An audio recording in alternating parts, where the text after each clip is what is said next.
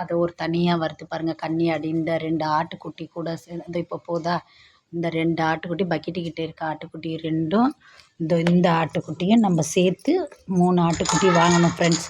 இது வந்து செனையாக தான் இருக்குது, ஆட்டுக்குட்டி இதுவும் செனை தான் அப்படின்னு சொல்லி தான் இந்த ஆட்டுக்குட்டியும் சேர்த்து அந்த 2 ஆட்டுக்குட்டியும் கொடுத்தாங்க ஃப்ரெண்ட்ஸ். ஆனால் நம்ம வீட்டுக்கு வந்து 2 மாதம் முடிஞ்சிடுச்சு. அப்போ 6ஆம் மாதம் ஃபஸ்ட்டில் தான் என்னது செனைன்னு சொல்லிட்டு சொன்னாங்க ஃப்ரெண்ட்ஸ். இப்போ இது 2 மாதமாக நம்ம பாலை பேசி பார்த்தோம், ஒன்றுமே தெரியல, வெறும் தண்ணியாக தான் இருந்தது பால். இப்போ 6, 7, 8 இப்போ நம்ம வீட்டுக்கு வந்து 3 மாதம் ஆகுது. இப்போ இது செனையாக இருக்குது ஃப்ரெண்ட்ஸ். செனையாக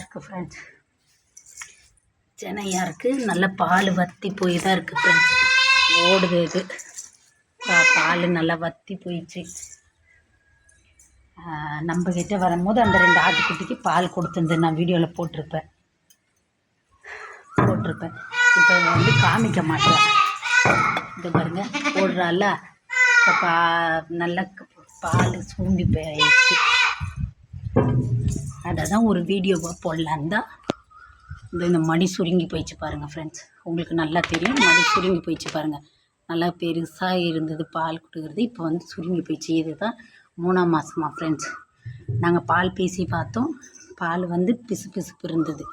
இது ஆட்டுக்குட்டிங்களுக்காக போடுவோன்னு சொல்லிவிட்டு ஒரு பயனுள்ள வீடியோவாக இருக்கட்டும்னு சொல்லிட்டு போகிறோம். Okay bye friends.